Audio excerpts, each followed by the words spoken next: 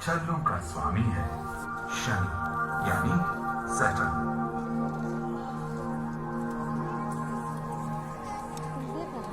पास से देखने पर हमें छल्लों के वास्तविक स्वरूप का पता चलता है। ये छल्ले धूल व बर्फ के करोड़ों चमकीले पिंडों से बने हैं, जिनका आकार कुछ किलोमीटर से लेकर रेत के कणों के बराबर तक है। ये सभी चमकीले कण विशाल ग्रह की परिक्रमा अपनी अपनी कक्षा में करते हैं, मानो ये इसके चंद्रमा हों। इनकी गति 80,000 किलोमीटर प्रति घंटा तक होती है।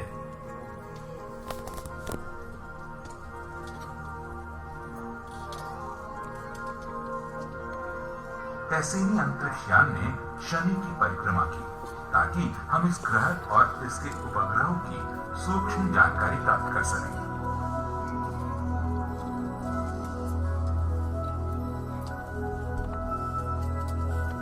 शनि के सबसे बड़े चंद्रमा टाइटन का वातावरण पृथ्वी के वातावरण से अधिक सघन है। यहाँ का वातावरण शायद ऐसा ही है जैसा कभी पृथ्वी का वातावरण रहा होगा। संभव है कि टाइटन में यह रहस्य छिपा हो कि हमारी पृथ्वी पर जीवन की शुरुआत कैसे हुई।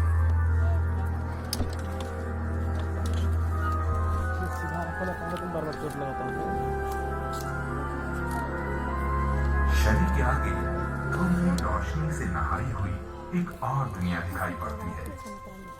ये अरुण यानी यूरेनस है, जिसके छल्ले हैं और ठोस बर्फ की चट्टानों वाला चंद्रमा विरेंडा है।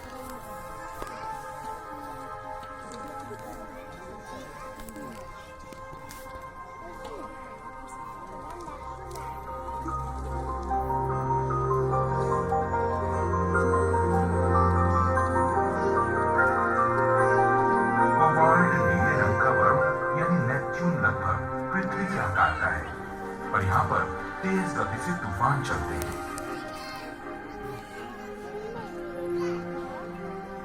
बर्फीला चंद्रमा टाइटन इसकी परिक्रमा करता है। यहाँ पर विशाल फव्वारे हिमकणों को तारों से झिलमिल आकाश में 20 किलोमीटर की ऊंचाई तक फेंकते हैं।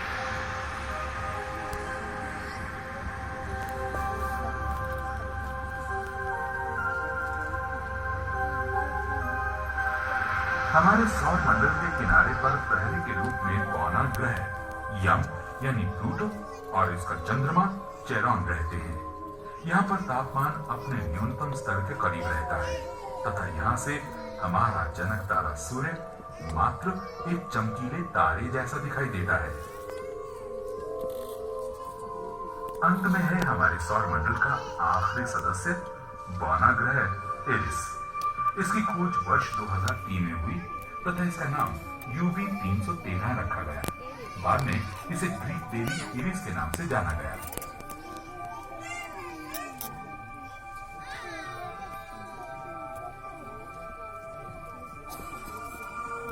इसके आगे हैं तारे, अनंत तारे। यदि इन्हें गिना जाए तो संख्या में ये पृथ्वी के सभी समुद्रों के किनारे की रेत के कणों से भी अधिक होंगे। यदि हम सोचे कि ये कहां से आते हैं तो आकाश में इनके जन्म स्थान देखे जा सकते हैं, जिन्हें नेबुला या निहारिका कहते हैं। ओरायन तारामंडल में ओरायन बेल्ट के 3 तारों के नीचे भी एक ऐसा ही स्थान दिखाई देता है।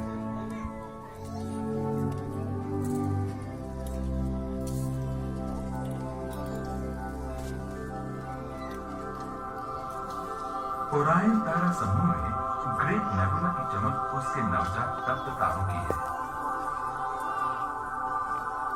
शक्तिशाली दूरबीनों ने इस नेबुला में छिपे रहस्यों को खोते हुए प्रोटोप्लैनेटरी डिस्क की खोज की है। इनमें से प्रत्येक विशाल अंतरिक्ष बाल ग्रह की तरह है, जिनसे नए तारे और संभवतः ग्रहों की भी उत्पत्ति होगी।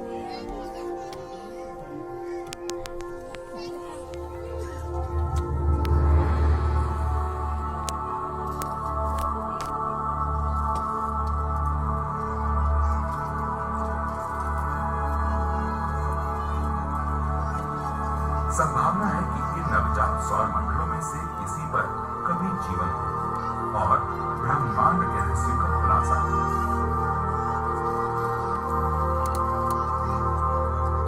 विभिन्न चमक लिए अनेकों तारे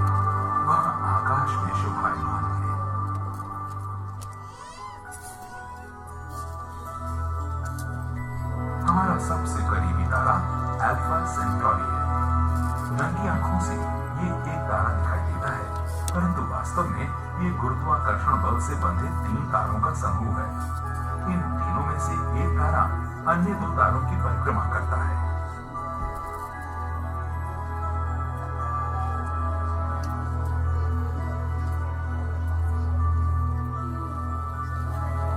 शरद ऋतु की रात्रि में जेमिनी नक्षत्र का दूसरा सबसे चमकीला तारा कैस्टर है। वास्तव में ये गुरुत्वाकर्षण बल से बंधा कम से कम 6 सूर्यों का समूह है जो अंतरिक्ष में एक साथ चलते हैं।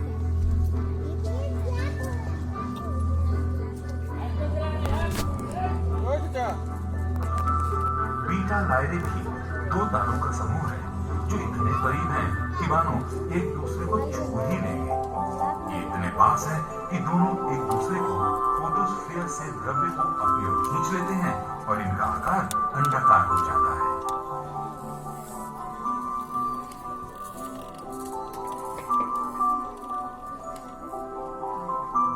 कुछ तारे अपने जीवन के अंत में अपने बाहरी वातावरण को अंतरिक्ष में ढकेल देते हैं, जिसके कारण प्रकाश के खूबसूरत छल्ले व गोले बनते हैं। इसे ही प्लैनेटरी नेबुला कहते हैं।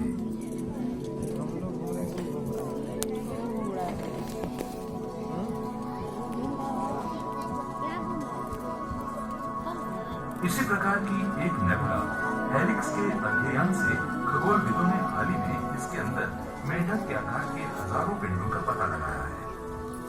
ये पिंड तारों के वातावरण व उन ठंडी व धीमी गैसों के टकराने से बनते हैं जो तारों द्वारा लगभग 10,000 वर्ष पूर्व उत्सर्जित की गई है। प्लैनेटरी नेबुलाओं में हेलिक्स पृथ्वी के सबसे निकट है, परंतु दूरबीनों के माध्यम से चमकदार खूबसूरत मोतियों जैसी और भी ऐसी ही नेबुलाएं आकाश रूपी स्वर्ग में देखी जा सकती हैं। कुछ तारे धीमी गति से आसानी से अपने जीवन के अंत में पहुंचते हैं, तो अनेकों तारों का अंत घोर आकस्मिक आपदा झेलने को उपरांत होता है। करोड़ों वर्षों तक देदीप्यमान रहते हुए विशाल तारों का नाभिकीय ईंधन अचानक समाप्त हो जाता है, जिससे बाहर की ओर लगने वाला बल जो गुरुत्वाकर्षण बल को संतुलित रखता है समाप्त हो जाता है।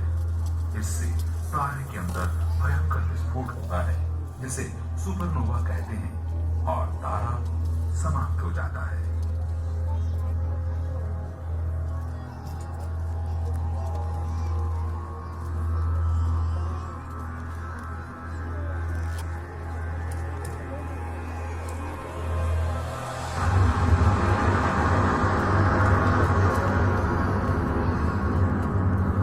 तारे के इस विनाश से बचे हुए अवशेष के मध्य एक नई संरचना बनती है, जिसे न्यूट्रॉन स्टार कहते हैं।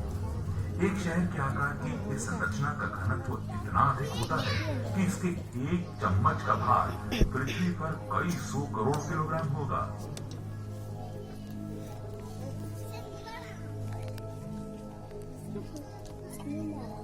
इन तारों के शक्तिशाली चुंबकीय क्षेत्र से सघन किरणें आकाश से उत्सर्जित होती हैं। जब ये किरणें पृथ्वी से गुजरती हैं, तो तारे क्रमशः जलते बुझते दिखाई देते हैं, मानो ये एक लाइट हाउस हो। इसी कारण से न्यूट्रॉन तारों को पल्सर्स भी कहा जाता है। यदि इससे भी अधिक विशाल तारों का जीवन समाप्त होता है, तो प्रकृति और भी आश्चर्यजनक व्यवहार करती है। इस अकेले तारे का एक और भी साथी तारा था। समय के साथ इस तारे के साथी के अंदर विस्फोट हुआ और आकाश में न्यूट्रॉन तारे से भी अधिक घनत्व के एक स्थल का निर्माण हुआ। ये संरचना इतनी सघन होती है कि प्रकाश भी इसके गुरुत्वाकर्षण से ना निकल पाए। ये ही ब्लैक होल है।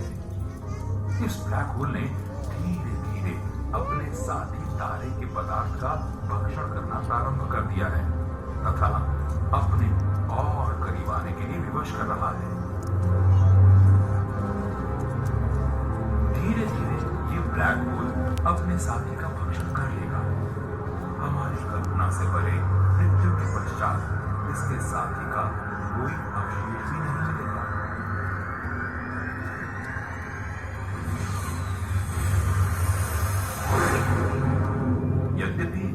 तारे को ब्लैक होल ने निगल लिया, फिर भी अभी अरबों तारे बेफिक्र अपनी चमक बिखेर रहे हैं। एक स्वच्छ रात्रि आकाश में हमें जितने तारे दिखाई देते हैं, वे वास्तव में तारों के शहर, जिसे हम मिल्की वे गैलेक्सी या आकाशगंगा कहते हैं, का एक बहुत छोटा सा हिस्सा है।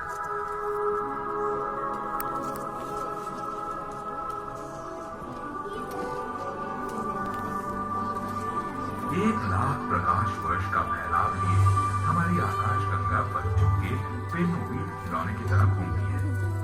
इसकी चक्राकार भुजाओं में से एक के किनारे पर हमारा सूर्य अपने ग्रहों के साथ रहता है, परंतु आकाशगंगा की विशालता के सामने ये अति सूक्ष्म और महत्वहीन सा प्रतीत होता है।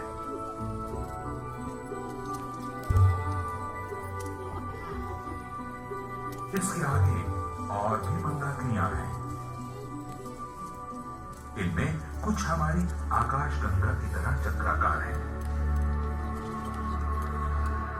कुछ अंडाकार और कुछ गोलाकार भी हैं।